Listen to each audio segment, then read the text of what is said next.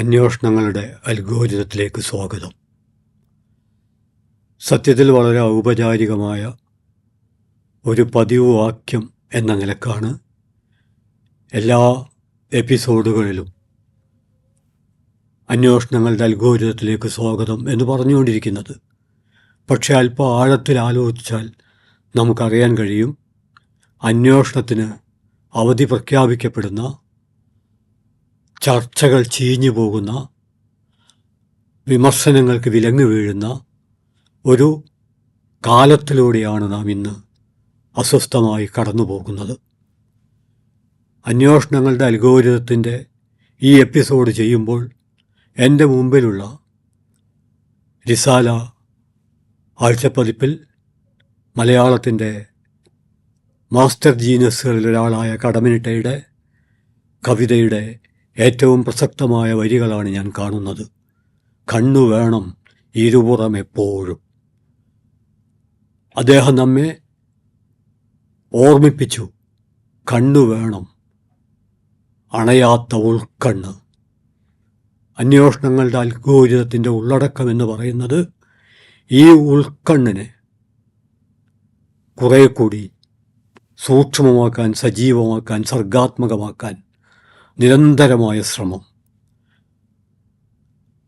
കേരളത്തിൻ്റെ സൂര്യ തേജസ്സായ ശ്രീനാരായണ ഗുരു ഒരു ചോദ്യം ചോദിക്കുന്നുണ്ട്. ആ ചോദ്യം ഇതാണ്: വിവേകം താനേ വരുമോ? അദ്ദേഹം തന്നെ ഉത്തരം പറയുന്നുണ്ട്, ഇല്ല. പിന്നൊരു അന്വേഷണമാണ്, പക്ഷേ അതൊരു വല്ലാത്ത മൗനമാണ്. ആ മൗനത്തിൽ നിന്നുകൊണ്ട് അദ്ദേഹം പറയുന്നത്, നാം യത്നിക്കണം, പ്രവർത്തിക്കണം, നിരന്തരം ഇടപെടണം, അന്വേഷണങ്ങൾക്ക് അവധി കൊടുക്കരുത്. എന്നാൽ വിവേകമുണ്ടാവും. അതിനുവേണ്ടി എന്തൊക്കെ ചെയ്യണം എന്ന ചോദ്യത്തിന് അദ്ദേഹം പറയുന്ന പ്രധാനപ്പെട്ട ഉത്തരങ്ങളിലൊന്ന്, നല്ല പുസ്തകങ്ങൾ വായിക്കണം. ഇന്ന് നമുക്ക് നല്ല പുസ്തകങ്ങൾ തിരഞ്ഞെടുക്കാൻ അത്ര എളുപ്പമല്ല. അതുകൊണ്ട് നമുക്ക് ഗുരു അന്ന് പറഞ്ഞതിനെ മറ്റൊരു രീതിയിലേക്ക് ഇന്ന് അപനിർമ്മിക്കാവുന്നതാണ്. അതായത് വായനയുടെ ഒരു പുതിയ രീതിശാസ്ത്രം വികസിപ്പിക്കണം. ഞാൻ ഇത്രയും ഒരാമുഖം ഇതിനു മുമ്പുള്ള എപ്പിസോഡുകളിൽ നിന്ന് വ്യത്യസ്തമായി പറയാൻ ഇടയായത്, ഓരോ ദിവസം കഴിയും തോറും നമ്മുടെ ജീവിതം നാം പ്രതീക്ഷിക്കുന്നതിനപ്പുറത്ത് ഒരു ശരാശരി ഇന്ത്യക്കാരൻ സത്യമായും എന്തും പ്രതീക്ഷിക്കുന്നുണ്ട്. പക്ഷെ ആ പ്രതീക്ഷയ്ക്കൊക്കെ അപ്പുറത്തേക്ക് പലതും സംഭവിക്കുമ്പോൾ, പ്രത്യേകിച്ചും സംഭവിക്കാൻ പാടില്ലാത്ത പലതും സംഭവിക്കുമ്പോൾ നമ്മുടെ മനസ്സിലുണ്ടാകുന്ന അസ്വസ്ഥതകളാണ് ഈ ഒരു വേറിട്ട ആമുഖത്തിന് അടിസ്ഥാനം. ഗുജറാത്ത് വംശഹത്യയെക്കുറിച്ച് ആലോചിക്കുമ്പോൾ അപ്രകാരമുള്ള ഒരു മഹാസാന്നിധ്യം, അദ്ദേഹത്തെക്കുറിച്ച് ഇന്ത്യ മുഴുക്ക ചർച്ച ചെയ്യേണ്ടതായിരുന്നു. മാനവികതയുടെ മഹാമൂല്യങ്ങൾ ഉയർത്തിപ്പിടിച്ച, മതസൗഹാർദ്ദത്തിൻ്റെയും സാമുദായിക സൗഹാർദ്ദത്തിൻ്റെയും മതനിരപേക്ഷതയുടെയും കാവൽക്കോട്ടയായി പ്രതിസന്ധി ഘട്ടത്തിലും പതറാതെ ശിരസ്സുയർത്തി നിന്ന ഒരു മഹാപ്രതിഭാശാലി. അദ്ദേഹം 2022 ജനുവരി 29 അസുഖബാധിതനായി മരിക്കുകയാണുണ്ടായത്. ഇസ്ഹാൻ ജാഫ്രിയെപ്പോലെ കൊല്ലപ്പെട്ട ഒരാളല്ല. എന്നാൽ ഇസ്ഹാൻ ജാഫ്രിക്കൊപ്പം ഗുജറാത്ത് വംശഹത്യയെക്കുറിച്ചുള്ള ആലോചനക്കിടയിൽ അനിവാര്യമായും നമ്മൾ അന്വേഷിക്കേണ്ട ഒരു വലിയ സാന്നിധ്യമാണ് ബന്ദൂഖ് വാല, ഡോക്ടർ ബന്ദൂഖ് വാല. ന്യൂക്ലിയർ ഫിസിക്സിൽ PhD ബിരുദം നേടിയ, അമേരിക്കയിൽ ഉന്നത പദവിയിൽ സ്ഥിരമായി താമസിക്കാൻ സകല സൗകര്യങ്ങളും ഉണ്ടായിരുന്ന ഒരു സമൃദ്ധിയുടെ ഒരു പശ്ചാത്തലത്തിൽ നിന്ന് സ്വന്തം രാജ്യത്തെ ജനങ്ങളെ സേവിക്കാൻ, പൊതുപ്രവർത്തനത്തിൽ വ്യാപൃതനാവാൻ അദ്ദേഹം ഗുജറാത്തിലേക്ക് വരികയാണുണ്ടായത്. വഡോദരയിൽ, ഒരുപക്ഷെ ഗുജറാത്തിൻ്റെ സാംസ്കാരിക തലസ്ഥാനമെന്ന് അടയാളപ്പെടുത്തപ്പെട്ട വഡോദരയിൽ, അവിടുത്തെ സയാജി റാവു യൂണിവേഴ്സിറ്റിയിൽ ന്യൂക്ലിയർ ഫിസിക്സിൻ്റെ തലവനായി അക്കാദമിക കാര്യങ്ങളിൽ മാത്രം വ്യാപൃതനായി ജീവിക്കുകയല്ല ഡോക്ടർ ബന്ദൂക്വാല ചെയ്തത്.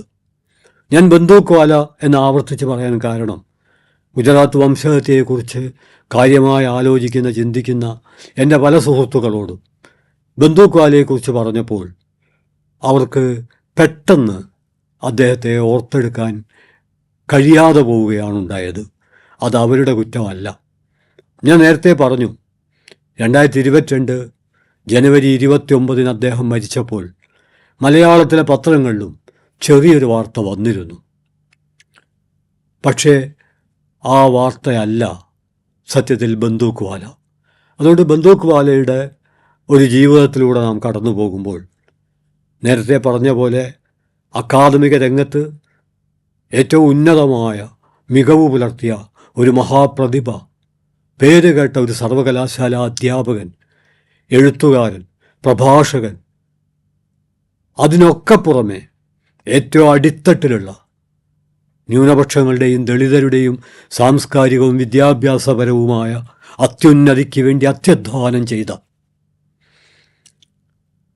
ഒരു കാലത്തും മാനവിക മൂല്യങ്ങൾ ഉയർത്തിപ്പിടിക്കുന്നവർക്ക് മറക്കാനാവാത്ത ആ മഹാസാന്നിധ്യം 1980കളിൽ നമുക്കറിയാം, ഗുജറാത്ത് അഭിമുഖീകരിച്ച, ഗുജറാത്തിലെ അടിസ്ഥാന ജനത അഭിമുഖീകരിച്ച വലിയൊരു ആക്രമണം, സംവരണ വിരുദ്ധ സമരത്തിൻ്റെ പേരിലാണ് ദളിതരുൾപ്പെടെ അടിസ്ഥാന ജനത ആക്രമിക്കപ്പെട്ടപ്പോൾ ആ ആക്രമിക്കപ്പെട്ട ജനതയുടെ പക്ഷത്തു നിന്നുകൊണ്ട് ബന്ദൂക്വാല നിരന്തരമായ ഇടപെടൽ നടത്തി, നിരാഹാര സമരം നടത്തി. അനന്തരഫലം അദ്ദേഹത്തിൻ്റെ വീട് ആക്രമിക്കപ്പെട്ടു എന്നുള്ളതായിരുന്നു. പക്ഷേ 80കളിലെ വീട് ആക്രമണമല്ല. ആ ആക്രമണം അദ്ദേഹത്തെ വേദനിപ്പിച്ചിരിക്കും. പക്ഷേ അത് മഹത്തായ ഒരു സമരത്തിൻ്റെ അനന്തരഫലമായി സംഭവിച്ചതാണ്. എന്നാൽ 2002 വംശഹത്യയുടെ പശ്ചാത്തലത്തിൽ ഒരു കാര്യം കൂടി നമ്മൾ ഓർക്കേണ്ടതുണ്ട്. മതസൗഹാർദ്ദത്തിന് വേണ്ടി മാത്രമല്ല, വ്യത്യസ്ത കാഴ്ചപ്പാടുകൾ പുലർത്തുന്ന രാഷ്ട്രീയ പ്രസ്ഥാനങ്ങൾക്ക് ഇടയിൽ ഐക്യമുണ്ടാവേണ്ടതുണ്ട് എന്ന് അദ്ദേഹം കരുതിയിരുന്നു. ഒരു ഉദാഹരണം പറഞ്ഞാൽ, 1992 ബാബറി മസ്ജിദ് ഇന്ത്യൻ ഫാസിസ്റ്റുകൾ ആക്രമിച്ച് തകർക്കപ്പെട്ടപ്പോൾ സങ്കടവും രോഷവും ഇന്ത്യൻ ജനതയ്ക്കിടയിൽ ഉണ്ടായപ്പോൾ സംഘപരിവാറുമായി ഒരു സംഭാഷണം നടത്തേണ്ടതുണ്ട് എന്നും ആ സംഭാഷണത്തിലൂടെ ഈ സംഘർഷത്തിനൊരു ലഘൂകരണം കാണാൻ കഴിയുമെന്നും സത്യസന്ധമായി പ്രതീക്ഷിച്ച, ഞാൻ തുടക്കത്തിൽ പറഞ്ഞു, മഹാത്മാഗാന്ധിയുടെയും നെൽസൺ മണ്ടേലയുടെയും മാർട്ടിൻ ലൂതറിൻ്റെയും ഒക്കെ കാഴ്ചപ്പാടുകൾ പിന്തുടർന്ന, ഏത് സംഘർഷത്തെയും സമാധാനമാക്കി പരിവർത്തിപ്പിക്കാൻ വേണ്ടി തൻ്റെ ജീവിതത്തിൻ്റെ സകലമാന ഊർജവും ചെലവഴിച്ച, അതുകൊണ്ട് തന്നെ 1992 മുറിവ് ഉണക്കാനുള്ള എന്തൊക്കെ വഴികളുണ്ട്, അതിന് വേണമെങ്കിൽ സംഘപരിവാറുമായുമോ പോലും സംസാരിക്കാം, ഉണ്ടാക്കണം എന്ന നിലപാടാണ് അദ്ദേഹം പുലർത്തിയത്. സംഘപരിവാറുമായും അദ്ദേഹം സൗഹൃദം പങ്കുവെക്കുകയുണ്ടായി.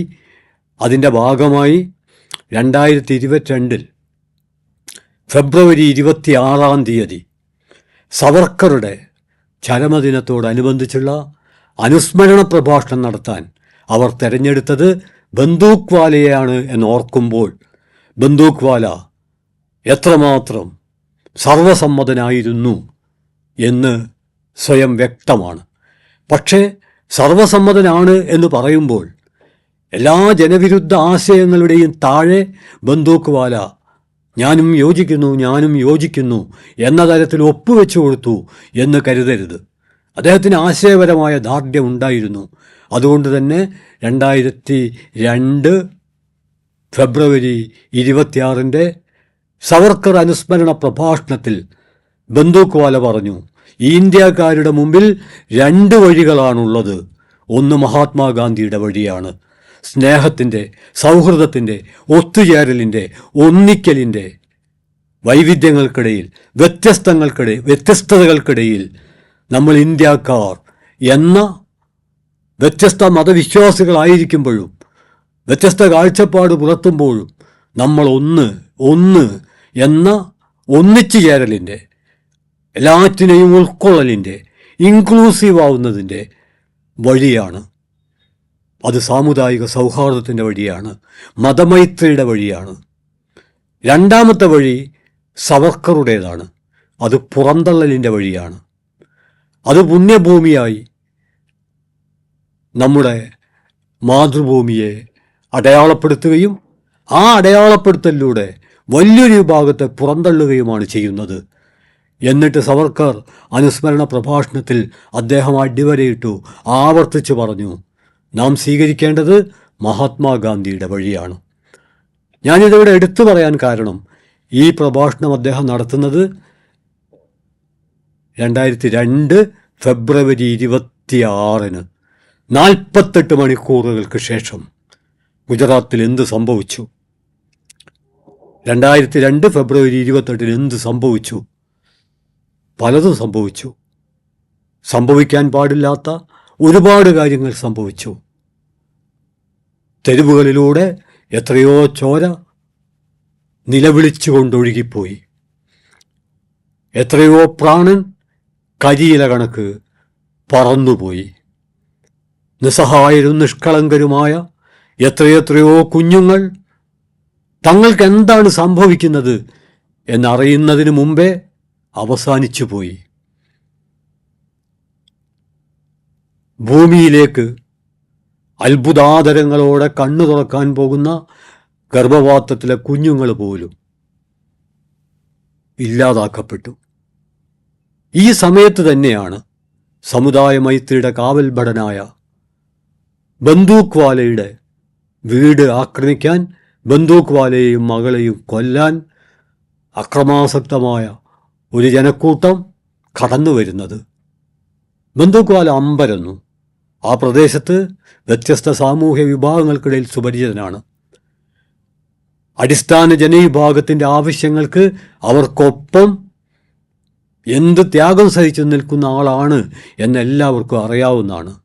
തുടക്കത്തിൽ ചൂണ്ടിക്കാണിച്ച സംവരണ വിരുദ്ധ സമരത്തിൽ സംഭ്രാന്തരായ ദളിത് സമൂഹങ്ങൾക്കൊപ്പം നിന്ന ആളാണ്. പക്ഷേ അദ്ദേഹത്തെ ഏറ്റവും നടുക്കം കൊള്ളിച്ചത് ആർത്തലച്ചു വരുന്ന ജനക്കൂട്ടമല്ല.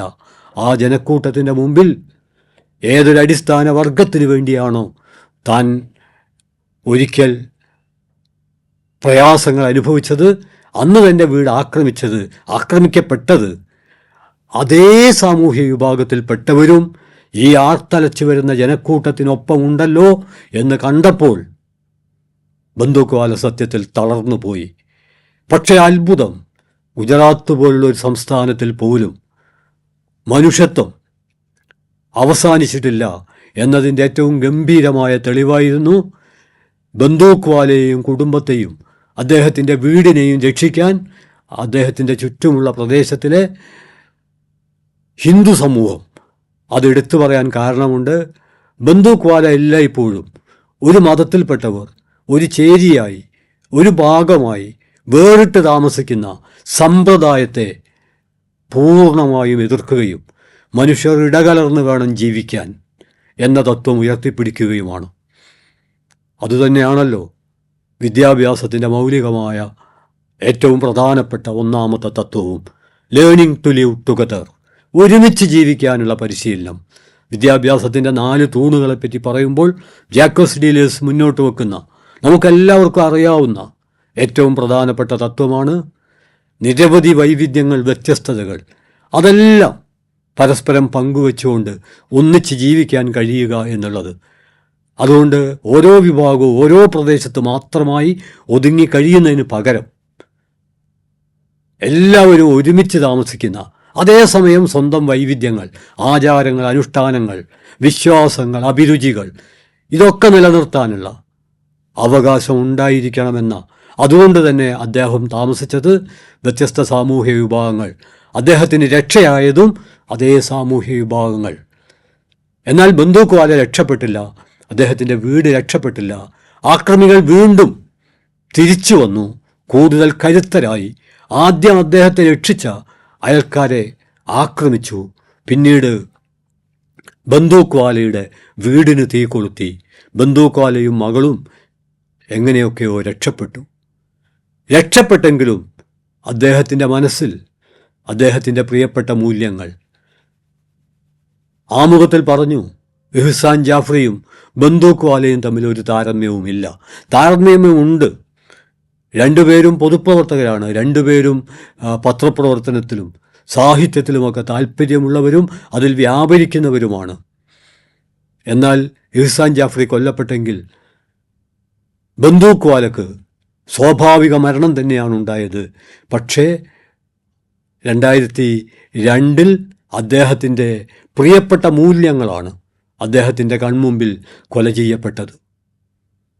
കണ്ണീരോടുകൂടി അദ്ദേഹം അതിനു മുകളിൽ റീത്ത് സമർപ്പിച്ചിട്ടുണ്ടാവാം, ഇല്ലാതിരിക്കാം. അത് നമുക്കറിയില്ല. അറിഞ്ഞാലും അറിഞ്ഞില്ലെങ്കിലും അതല്ല നമ്മുടെ മൗലികമായ അന്വേഷണ വിഷയം. മതമൈത്രിക്കും അനീതിക്കും കൊള്ളരുതായ്മയ്ക്കുമെതിരെ സമരം ചെയ്ത എല്ലാവർക്കും പ്രിയപ്പെട്ട ഒരാൾ പറഞ്ഞുവല്ലോ, സവർക്കർ പ്രഭാഷണം നടത്താൻ വേണ്ടി പോലും സംഘപരിവാറുകാർക്ക് ക്ഷണിക്കാൻ കഴിയുന്ന ഒരാൾ, ബാബറി മസ്ജിദ് പൊളിച്ചപ്പോൾ പോലും അതിൻ്റെ പേരിൽ പ്രതിഷേധത്തിന് പകരം ഒരു ഒത്തുതീർപ്പുണ്ടാക്കാൻ വേണ്ടി ശ്രമിച്ച ഒരാൾ. പക്ഷേ ബന്ദൂക്വാല തിരിച്ചറിയുന്നുണ്ട്, വളരെ വൈകിയാണെങ്കിലും ഫാസിസവുമായി പൊരുത്തപ്പെട്ടു പോകാനാവില്ല, അതിനെതിരെ പൊരുതുക മാത്രമേ വഴിയുള്ളൂ എന്ന് സ്വന്തം ജീവിതാനുഭവത്തിൻ്റെ പശ്ചാത്തലത്തിൽ അദ്ദേഹം തിരിച്ചറിയുന്നുണ്ട്. മറ്റൊരു വിധത്തിൽ പറഞ്ഞാൽ, ഫാസിസത്തെ പ്രീതിപ്പെടുത്താനാവില്ല, അതിനെ പരാജയപ്പെടുത്താൻ മാത്രമേ കഴിയൂ എന്ന അസന്നിഗ്ധമായ ഒരു തിരിച്ചറിവിലേക്ക് അദ്ദേഹം കടന്നു വരുന്നത് യാതനാപൂർണമായ ഈ ഒരു അനുഭവത്തിലൂടെയാണ്. മറ്റൊരു ഞെട്ടിപ്പിക്കുന്ന കാര്യം കൂടി ഇതോടൊപ്പം നമ്മൾ ഓർമ്മിച്ചെടുക്കണം. ആക്രമിക്കാൻ വന്നവരിൽ അദ്ദേഹത്തിൻ്റെ സർവകലാശാലയിലെ വിദ്യാർത്ഥികളിൽ ചിലരും ജീവനക്കാരിൽ ചിലരും ഉണ്ടായിരുന്നു എന്നുള്ളതാണ്. മാത്രമല്ല, അദ്ദേഹത്തിൻ്റെ സുഹൃത്തുക്കളും ബന്ധുക്കളും അദ്ദേഹത്തോട് ആവശ്യപ്പെട്ടത് ഇപ്പോൾ താമസിക്കുന്ന ഈ സ്ഥലത്തുനിന്ന് മാറിയിട്ട് മുസ്ലിങ്ങൾ ഭൂരിപക്ഷമുള്ള ഒരു സ്ഥലത്തേക്ക് മാറാനാണ്. അദ്ദേഹം അതിന് തയ്യാറായില്ല. അദ്ദേഹത്തിൻ്റെ ബന്ധുക്കൾ അമേരിക്കയിലുണ്ട്. അവിടേക്ക് പോവാൻ താൽക്കാലികമായി അദ്ദേഹം പോയെങ്കിലും അദ്ദേഹം മടങ്ങി വരികയാണ് ഉണ്ടായത്. എന്നിട്ട് യൂണിവേഴ്സിറ്റി നൽകിയ അപ്പാർട്ട്മെൻറ്റിൽ അദ്ദേഹം താമസിക്കാൻ തീരുമാനിച്ചു. പക്ഷേ അമ്പരപ്പിക്കുന്ന കാര്യം, അതേ അപ്പാർട്ട്മെൻറ്റിൻ്റെ തൊട്ടടുത്തുള്ള അദ്ദേഹത്തിനോടൊപ്പം ജോലി ചെയ്യുന്ന അവിടുത്തെ പ്രൊഫസർമാർ അടക്കമുള്ളവർ ബന്ദൂക്വാല അവിടെ താമസിക്കാൻ വന്നപ്പോൾ അവിടെ നിന്ന് ഒഴിഞ്ഞു പോവുകയായിരുന്നു എന്ന വസ്തുതയാണ്. പ്രത്യേകിച്ച് നമ്മൾ ഓർമ്മിക്കണം, അപ്പാർട്ട്മെൻറ്റുകൾ കിട്ടാൻ ഏറെ പ്രയാസമുള്ള ഒരു സമയത്താണ് ബന്ദൂക്വാല അവിടേക്ക് വന്നപ്പോൾ അവരൊക്കെ ഒഴിഞ്ഞു പോയത്. ബന്ദൂക്വാലയെ ഒറ്റപ്പെടുത്തണമെന്ന ആത്മാർത്ഥമായ ആഗ്രഹം കൊണ്ടാവുമോ? ആവണമെന്നില്ല, പേടി കൊണ്ടാവും. ബന്ദൂക്വാല ഉള്ളിടത്തേക്ക് ആക്രമികൾ വരുമ്പോൾ ഞങ്ങൾക്ക് നിസ്സഹായരായി നോക്കി നിൽക്കാനാവില്ല. ഞങ്ങൾ നിസ്സഹായരായി നോക്കി നിന്നിട്ടില്ലെങ്കിൽ ഞങ്ങളും ആക്രമിക്കപ്പെടും. അത്തരമൊരു ധർമ്മസങ്കടത്തിൽ നിന്ന് രക്ഷ തേടിയാവാം ഒരു പക്ഷേ, അല്ലെങ്കിൽ വെറുപ്പ് കൊണ്ടാവാം. രണ്ടായാലും ബന്ദൂക്വാലയെ സംബന്ധിച്ചിടത്തോളം അദ്ദേഹം ഉയർത്തിപ്പിടിച്ച മഹത്തായ മൂല്യങ്ങളാണ് അദ്ദേഹം മരിക്കുന്നതിന് മുമ്പ് അദ്ദേഹത്തിൻ്റെ മുമ്പിൽ മരിച്ചു വീണത്. ഇത്രയും ഞാൻ സൂചിപ്പിക്കുന്നത് ബന്ദൂക്വാല ഉയർത്തിപ്പിടിച്ച മൂല്യങ്ങൾ എന്താണ്. ഗുജറാത്ത് വംശഹത്യ കാലത്ത് പോലും വംശഹത്യയിൽ പങ്കെടുത്തവരുടെ, പ്രത്യേകിച്ചും ദളിത് സമൂഹത്തിലെ കുട്ടികളുടെ ഭാവി എന്താകും എന്ന് അദ്ദേഹം ഉത്കണ്ഠപ്പെട്ടു. കാരണം ഉയർന്ന ജാതിയിൽപ്പെട്ട ആളുകൾ, അവർക്ക് കേസ് നടത്താൻ പണമുണ്ട്, അവർക്ക് പിന്തുണ നൽകാൻ ആളുണ്ട്. എന്നാൽ ഈ വംശഹത്യയുടെ ചാവേറുകളായി ഉപയോഗിച്ച ദളിതുകളിൽ പലരെയും ഈ വംശഹത്യ കഴിഞ്ഞപ്പോൾ ആരും തിരിഞ്ഞു നോക്കാത്ത അവസ്ഥ. ഇത്തരമൊരു പശ്ചാത്തലത്തിൽ ആ കുട്ടികളുടെ ഭാവി എന്താണ്, അവരുടെ ഭാവി സുരക്ഷിതമാക്കാനുള്ള പ്രവർത്തനത്തിൽ അദ്ദേഹം വ്യാപൃതനാകുന്നതാണ് പിന്നീട് നാം കാണുന്നത്. മുസ്ലിം ന്യൂനപക്ഷവും ദളിതരുടെയും ഉന്നമനത്തിന് അദ്ദേഹം മുന്നോട്ട് വച്ചത് ഏറ്റവും പ്രധാനമായി വിദ്യാഭ്യാസം തന്നെയാണ്. Educate, educate, educate. ഇതായിരുന്നു അദ്ദേഹത്തിന് ആവർത്തിച്ചെപ്പോഴും പറയാനുണ്ടായിരുന്നത്. അങ്ങനെയൊക്കെയുള്ള ബന്ദൂഖ്വാലയാണ് സമുദായ മൈത്രിയുടെ കാവൽഭടനായ ബന്ദൂഖ്വാല, ഡോക്ടർ ബന്ദൂഖ്വാല. ന്യൂക്ലിയർ ഫിസിക്സിൽ ഉന്നതമായ ബിരുദമുള്ളൊരു മനുഷ്യൻ. ഏറ്റവും സൗകര്യപൂർവ്വം അമേരിക്കയിൽ താമസിക്കാൻ ഗ്രീൻ കാർഡുള്ള ഒരാൾ. അദ്ദേഹമാണ് അവഹേളിക്കപ്പെട്ടത്. അദ്ദേഹത്തിൻ്റെ മൂല്യങ്ങളാണ് ചോദ്യം ചെയ്യപ്പെട്ടത്. സമാധാനത്തിൻ്റെ ആ സന്ദേശവാഹകന് മരണാനന്തരം പോലും അർഹമായ ഒരു ആദരവ് ലഭിച്ചുവോ എന്ന വലിയൊരു ഉത്കണ്ഠ ഞാൻ പങ്കുവെക്കുകയാണ്. അത് പങ്കുവെക്കുമ്പോൾ ഇന്ത്യയുടെ ആദരണീയനായ മുൻ പ്രസിഡന്റ് KR നാരായണൻ ഗുജറാത്ത് വംശഹത്യയെക്കുറിച്ച് അദ്ദേഹം പ്രസിഡന്റ് പദവി ഒഴിഞ്ഞ ശേഷം പറഞ്ഞത് 2002 ജൂലൈ മാസം ആണ് അദ്ദേഹം പ്രസിഡന്റ് സ്ഥാനം ഒഴിയുന്നത്. അപ്പോഴദ്ദേഹം പറഞ്ഞത് ഞാൻ നിസ്സഹായനായിരുന്നു എന്നാണ്. ഗുജറാത്തിൽ എന്താണ് നടക്കുന്നത് എന്നതിനെക്കുറിച്ചുള്ള വിവരങ്ങളൊന്നും എനിക്ക് വേണ്ടത്ര കിട്ടിയിരുന്നില്ല. ഒരു രാഷ്ട്രത്തിൻ്റെ പ്രസിഡന്റ് സ്ഥാനമൊഴിഞ്ഞ ശേഷം അദ്ദേഹത്തിൻ്റെ, നമ്മുടെ പ്രിയപ്പെട്ട രാജ്യത്തിൻ്റെ പ്രധാനപ്പെട്ട ഒരു സ്ഥലത്ത് നടന്ന ഒരു ഭീകരതയെക്കുറിച്ചോർത്ത് കുറ്റബോധത്തിൻ്റെ കണ്ണുനീർ പൊഴിക്കുമ്പോൾ അടിവരയിടുന്നു ഒരു രാഷ്ട്രത്തിൻ്റെ പ്രസിഡന്റ് KR നാരായണൻ കണ്ണുനീർ പൊഴിക്കുമ്പോൾ. അത് 2002 2004 നമ്മുടെ സുപ്രീം കോടതി നരേന്ദ്രമോദിയെക്കുറിച്ച് നമ്മുടെയൊക്കെ കണ്ണു തുറപ്പിക്കേണ്ട, ഞാൻ തുടങ്ങിയല്ലോ, കണ്ണു വേണം, ഇരുപുറം എപ്പോഴും കണ്ണു വേണം, അണയാത്ത കണ്ണ്, ഉൾക്കണ്ണ്. ആ ഉൾക്കണ്ണിൽ നമ്മളെന്നും കണ്ടുകൊണ്ടിരിക്കേണ്ട ഒരു വാക്യം, ആ വാക്യം ഇതാണ്. സുപ്രീം കോടതിയുടെ ആ വാക്യം നിസ്സഹായരായ കുട്ടികളും സ്ത്രീകളും കത്തിത്തീരുമ്പോൾ റോമാ സാമ്രാജ്യത്തിലെ നീറോ ചക്രവർത്തിയെപ്പോലെ നരേന്ദ്രമോദി വീണ വായിക്കുകയായിരുന്നു എന്ന് സുപ്രീം കോടതി 2004 നിരീക്ഷിക്കുമ്പോൾ 2005 അമേരിക്ക ഉൾപ്പെടെയുള്ള രാഷ്ട്രങ്ങൾ വിസ നിഷേധിക്കുമ്പോൾ ഇത്തരത്തിലുള്ള എല്ലാ ഭീകരതകൾക്കുമെതിരെ ആശയപ്രചാരണത്തിൻ്റെ, സമാധാനത്തിൻ്റെ ഒരു സന്ദേശം ഉയർത്തിപ്പിടിച്ച ബന്ദൂഖ്വാല. ഞാൻ ഉന്നയിക്കുന്ന ചോദ്യം, എന്തുകൊണ്ടാണ് ബന്ദൂഖ്വാലയുടെ പേരിൽ സ്മാരകങ്ങൾ ഉണ്ടാവാത്തത്? എന്തുകൊണ്ടാണ് നഗരികൾ ഉയർന്നു വരാത്തത്? എന്തുകൊണ്ടാണ് റെയിൽവേ സ്റ്റേഷനുകൾ ഉണ്ടാവാത്തത്?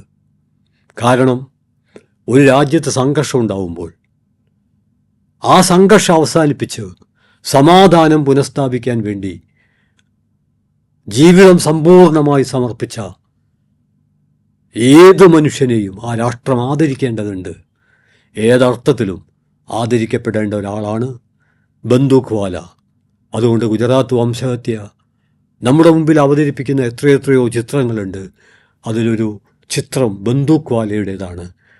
ഒരു സംഭവം കൂടി ചേർത്ത് വെച്ചുകൊണ്ട് ഈ എപ്പിസോഡ് അവസാനിപ്പിക്കാമെന്ന് കരുതുന്നത്, അത് ഞങ്ങൾ ഗുജറാത്തിൽ ചെന്നപ്പോൾ, മുമ്പ് പറഞ്ഞു, ഖടമനിട്ടയുടെ നേതൃത്വത്തിൽ ഭൂക്കാസായുടെ പ്രവർത്തകരായ ഞങ്ങൾ ഗുജറാത്തിൽ ചെന്നപ്പോൾ ഞങ്ങൾക്ക് പരിചയപ്പെടാൻ കഴിഞ്ഞ ഗുജറാത്തിലെ ഒരു എഴുത്തുകാരൻ ദിഗന്ത് ഓഷ, അദ്ദേഹം ഗുജറാത്തി ഭാഷയിൽ എഴുതിയ ഒരു ലഘുലേഖ ഖടമൻ്റെ കയ്യിൽ കൊടുക്കുകയുണ്ടായി. ഞങ്ങൾക്ക് ഗുജറാത്തി ഭാഷ അറിയില്ല. അതിൻ്റെ തലക്കെട്ട്, ഗുജറാത്തിൽ ഇനി ചിരിയില്ല, ചിരി നഷ്ടപ്പെട്ട ഗുജറാത്ത്. ഒരു വ്യക്തിക്ക്, ഒരു ജനതക്ക് ചിരി നഷ്ടപ്പെട്ടാൽ പിന്നെ അവർക്ക് എന്ത് സംഭവിക്കുമെന്ന് നമുക്ക് ആലോചിക്കാവുന്നതാണ്.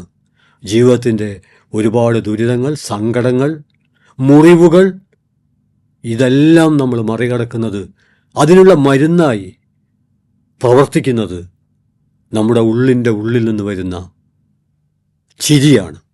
ആ ചിരി നഷ്ടപ്പെട്ടു പോയിരിക്കുന്നു. ഒരു കാര്യം കൂടി ഞാൻ കൂട്ടിച്ചേർക്കാം.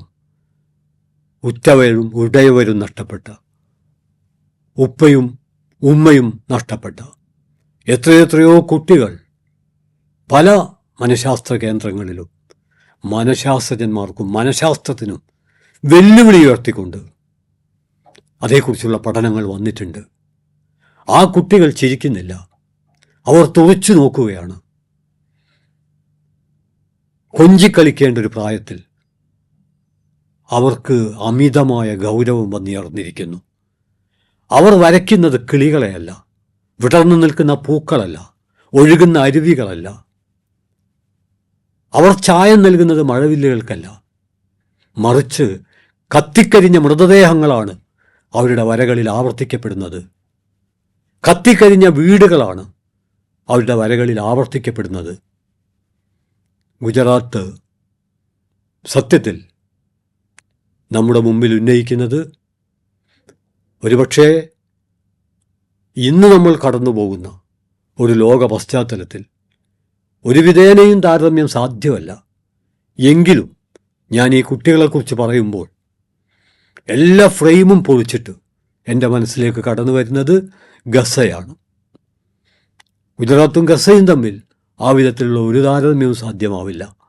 പക്ഷെ ഒരു കാര്യം, ഗുജറാത്തിലും നിസ്സഹായരായി തീർന്നത് എത്രയെത്രയോ കുട്ടികളാണ്. അവർക്കിനി ആരുമില്ല. അനാഥത്വത്തിൻ്റെ അടയാളപ്പെടുത്തുക അസാധ്യമായ മഹാശൂന്യതയിലേക്ക് ദയാരഹിതമായി വലിച്ചെറിയപ്പെട്ട ആ കുഞ്ഞുങ്ങളുടെ അനിയന്മാരും ഏട്ടന്മാരും തന്നെയാണ് ഇന്ന് ലോകത്തിൻ്റെ പല ഭാഗങ്ങളിൽ, പ്രത്യേകിച്ചും നേരത്തെ പരാമർശിച്ച ഗസയിൽ ഉൾപ്പെടെ, നമ്മുടെ മുമ്പിൽ അവസാനിക്കാത്ത ചോദ്യങ്ങളായി നമ്മെ അസ്വസ്ഥപ്പെടുത്തിക്കൊണ്ടിരിക്കുന്നത്. അതുകൊണ്ട് ഈ ഒരു എപ്പിസോഡ് ആരംഭിച്ചത് അന്വേഷണങ്ങളെ അസ്വസ്ഥമാക്കുന്ന വർത്തമാനകാലത്തെക്കുറിച്ച് പറഞ്ഞുകൊണ്ടാണ്. അക്കൂട്ടത്തിൽ ഗുജറാത്ത് വംശഹത്യയെക്കുറിച്ചുള്ള ഒരുപക്ഷെ സംഘർഷങ്ങൾക്കുള്ള സാന്ത്വനമെന്ന അർത്ഥത്തിൽ ഇനിയും നമ്മൾ പഠിക്കപ്പെടേണ്ട ഒരു മഹാജീവിതത്തെക്കുറിച്ച് ഡോക്ടർ ബന്ദൂഖ്വാല നിരവധി സംഭവങ്ങൾക്കിടയിൽ ഒരു സംഭവമായി ബന്ദൂഖ്വാലയെക്കുറിച്ചുള്ള ഈ ഒരു അവതരണം ഒതുക്കണമെന്ന് ഞാൻ വിചാരിച്ചിരുന്നു. പക്ഷേ അതൊതുങ്ങാതെ പോയത്, നമുക്ക് ഗുജറാത്തിലെ വംശഹത്യയെക്കുറിച്ച് പറയുമ്പോൾ അവിടുത്തെ കൊലകളെക്കുറിച്ചും അവിടുത്തെ ബലാത്കാരത്തെക്കുറിച്ചും അവസാനിക്കാത്ത കേസുകെട്ടുകളെക്കുറിച്ചും എല്ലാം നഷ്ടപ്പെട്ട മനുഷ്യരുടെ നിലയ്ക്കാത്ത നിലവിളികളെക്കുറിച്ചും എല്ലാം കുറേയേറെ വിവരങ്ങളുണ്ട്. പക്ഷേ അതിനിടയിലും ഈ സംഘർഷങ്ങളൊക്കെ അവസാനിപ്പിച്ച് വീണ്ടും സമാധാനം, അഭിവൃദ്ധി ഇതെല്ലാം ഉണ്ടാക്കാൻ സ്വന്തം ജീവിതം സമർപ്പിച്ച മനുഷ്യർ, ആ മനുഷ്യർക്കിടയിൽ വളരെ വളരെ ഉയർന്നു നിൽക്കുന്ന ബന്ദൂഖ്വാലയെ പോലുള്ളവർ, അവരെക്കുറിച്ചുള്ള നമ്മുടെ വിവരം വളരെ കുറവായതുകൊണ്ട് മാത്രമാണ് പലതവണ അദ്ദേഹത്തിൻ്റെ പേര് ബോധപൂർവം ആവർത്തിച്ചത്. അവിസ്മരണീയമാണ് ആ ജീവിതം. അതുകൊണ്ട് ആ പേരിൽ നമ്മുടെ നാട്ടിലും കേരളത്തിലും ബന്ദൂഖ്വാലയുടെ മാത്രം പേരിലല്ല, അതുപോലുള്ള മനുഷ്യരുടെ, സമാധാനത്തിന് വേണ്ടി ജീവിതം സമർപ്പിച്ച സകലമാന മനുഷ്യരും മരണാനന്തരവും സ്മരിക്കപ്പെടണം. അവർ നമുക്കിടയിൽ ജീവിക്കണം. അവർ നമുക്കിടയിൽ ജീവിക്കുക എന്നതിൻ്റെ അർത്ഥം നമ്മുടെ ജീവിതം ഏത് സംഘർഷത്തിൻ്റെ നടുവിലും നിറപ്പകിട്ടുള്ള ഒന്നായി തീരാനുള്ള പ്രവർത്തനത്തിൻ്റെ നേതൃത്വമായി അവരുടെ സ്മരണയിൽ നിന്ന് ഊർജം ഉൾക്കൊണ്ടുകൊണ്ട് നമുക്ക് കഴിയണം. അത്തരമൊരു ഊർജം ഉൽപ്പാദിപ്പിക്കാനുള്ള ശ്രമമായി തീരും നമ്മുടെ ജീവിതം എന്ന പ്രതീക്ഷയോടെ അന്വേഷണത്തിൻ്റെ അൽഗോരിതത്തിൻ്റെ ഈ എപ്പിസോഡ് അഭിവാദ്യങ്ങൾ അർപ്പിച്ചുകൊണ്ട് അവസാനിപ്പിക്കുന്നു. അടുത്ത അന്വേഷണത്തിൻ്റെ അൽഗോരിതം എന്ന എപ്പിസോഡിൽ വെച്ച് വീണ്ടും കാണാം. അഭിവാദ്യങ്ങൾ.